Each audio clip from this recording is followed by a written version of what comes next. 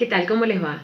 Nuevamente la invitación a charlar, a desmenuzar los temas de la agenda cotidiana de una manera diferente, a interpelarnos y de este modo conocer un poco más sobre las cosas que impactan en nuestra vida cotidiana. Hace algunas horas vivíamos una jornada de reflexión, una jornada que desde hace unos años, por un decreto nacional, es un feriado inamovible, el 24 de marzo, el Día por la Memoria, la Verdad y la Justicia. Un día de invitación no turística, sino de pensar esos temas, que a veces a algunos gustan más y a otros gustan menos.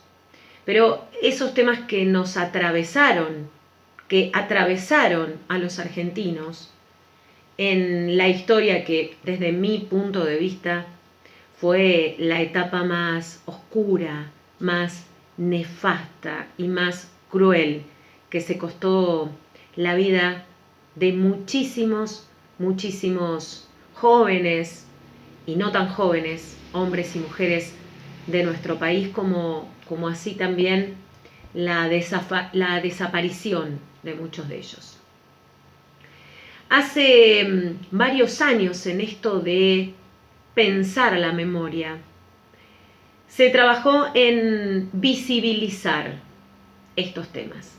Porque usted dirá, bueno, ya está, hay un día feriado, o todos sabemos lo que pasó, porque uno habla con gente que opina diferente y está bueno, la pluralidad es importante.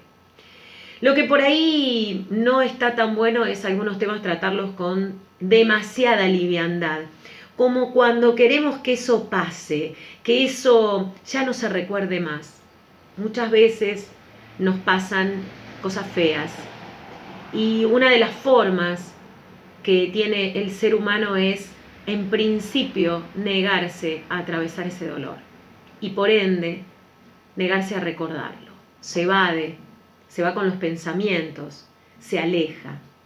Pero después, lo dicen quienes profesionalmente saben de estas cuestiones de duelos humanos, necesitamos atrevernos, animarnos a atravesar ese dolor, transitarlo, para así poder verdaderamente cerrar las etapas.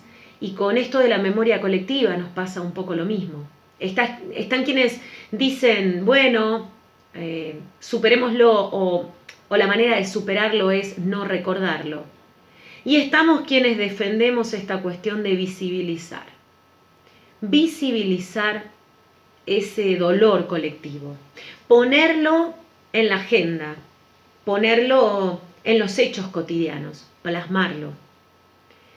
Y sobre todo con los desaparecidos. Porque son eso, dijeran los cantautores que se animaron a poner letras en sus canciones hablando de ellos. Es eso que no está, pero que está en el aire. ¿Qué es un desaparecido? En este ejercicio ciudadano de visibilizar y mantener viva la memoria, es que hace ya unos muchos años se planteó en Bragado desde el Consejo Deliberante. No se hizo desde el Estado municipal, pero sí se hizo a través de un proyecto desde el Consejo Deliberante. Adherir a una ley nacional muy nuevita por esos años, estamos hablando del 2001, donde se instauraban, se creaban, se disponían parques de la memoria, parques o plazas de la memoria, depende del lugar y depende del espacio. En aquel momento se realizó un proyecto que se charló incluso con los familiares de los desaparecidos de Bragado, para buscar un sitio y poner allí una plaza de la memoria. ¿Qué se logró? En aquel momento el intendente era Orlando Costa y determinó que para esa plaza el lugar podía ser un triangulito que estaba lindero a la terminal de ómnibus.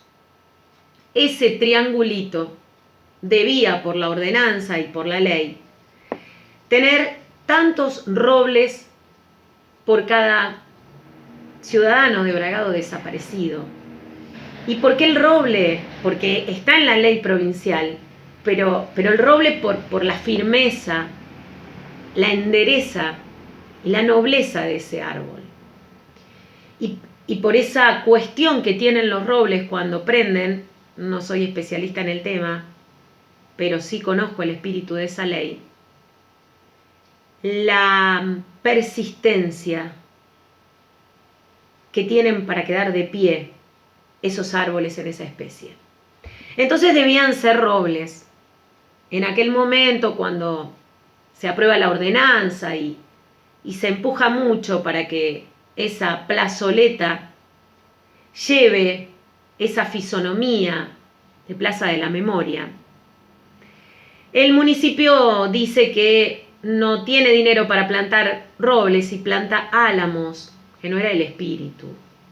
Los planta muy juntos, algunos se secan, quedan como encimados, hacen sombra, pero no son o no eran en ese momento lo que la ordenanza en su espíritu planteaba. En aquel momento también el municipio dijo no tener dinero para diagramar, para determinar, para dar forma a esa plaza. Y el entonces, en aquel momento, diputado Aldo Sampedro, fue quien pagó la pequeña construcción a modo de mojón, de monolito, de lugar donde dejar alguna ofrenda, instituyendo con una placa que en ese lugar, en Bragado, por ordenanza, estaba la Plaza de la Memoria. Pasaron los años y ese mismo Aldo Sampedro llegó a ser intendente, y uno de los primeros hechos que genera desde la obra pública de su gobierno es dar fisonomía de plaza a la Plaza de la Memoria, con una demarcación, con bancos, veredas, un monumento a modo de memorial, porque todos los espacios que contienen esos homenajes a la memoria se llaman memoriales, y no en muchos lugares, casi les diría en muy pocos existen, y Bragado tiene ese memorial, tiene el memorial en homenaje a José Luis Cabezas, tiene el memorial en homenaje a los caídos en la Guerra de Malvinas, por ejemplo. Bueno, recuerdo puntualmente que se le da forma entonces a esa plaza o plazoleta por su tamaño, que se realiza ese monumento, ese memorial, con las pinturas en serigrafía de los rostros autorizados por los familiares de los desaparecidos de Bragado, y se colocan robles, justamente. Robles porque es eso lo que dice en realidad la ordenanza y el espíritu de esos espacios. Al año siguiente, también en vísperas de un 24 o en los meses anteriores, se realiza un pórtico, una entrada que queda de costado en esa plaza y que tiene todo un sentido, que tiene todo un significado, y que el artista local Felipe Amado, a quien el intendente Sampedro encarga diagramar esa especie de puerta siempre abierta, es quien se encarga de esbozar ese dibujo que después se concretó. ¿Por qué hablamos de esto y hablamos de la memoria? Porque hace unas horas en ese lugar, en esa plaza, el actual intendente junto a su gabinete y algunos familiares de los desaparecidos de Bragado que siempre vieron con buen agrado ese lugar y lo tomaron como propio porque era la forma de tener un lugar para algunos de ellos, un lugar propio donde dejar una ofrenda a aquellos seres queridos, arrebatados y desaparecidos. Tal vez nosotros no podemos dimensionar lo que para ellos significa, pero nos ha pasado en primera persona hablar con muchos de ellos y obtener estos testimonios que hoy les estoy trasladando. Y digo, veía el acto hace unas horas en esa plazoleta y veía al intendente, al secretario de gobierno y a muchos importantes funcionarios de la gestión actual de gobierno que se paraban a rendir homenaje en ese sitio desde hace unos cuantos años, en realidad desde que Vicente Gatica es intendente y Titi Espósito es presidente del Consejo Deliberante, no se realiza más la sesión homenaje que por el 24 de marzo había ese mismo día en por protocolo institucional del municipio en el Consejo Deliberante. Desconocemos por qué. Lo que sabemos es que no se realiza más. Bueno, pero así en el acto había concejales también, digo, representatividades importantes de la ciudad que frente a ese memorial hacían sus ofrendas. Y pensaba yo, qué ironía, ¿no? La desmemoria de la memoria. Porque hace, y yo diría más de 3 años, es probable que 4 robles están secos. Es más, algunos ni siquiera ya está el pozo. Digo, este trabajo de visibilizar. Bueno, nos muestra lo que hemos charlado en otras columnas. Por un lado, el abandono de los espacios públicos. Pero por otro lado, la desmemoria de la memoria.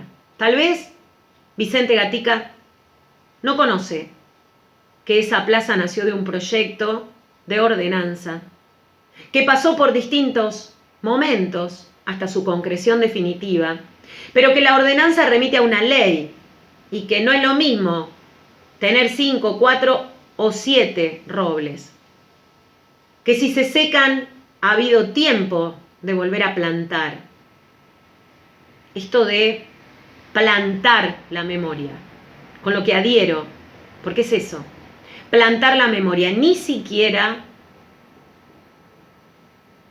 a la hija del intendente municipal, que también es la encargada del medio ambiente, se le ocurrió pensar en por qué iban a dirigirse a la plazoleta de la memoria.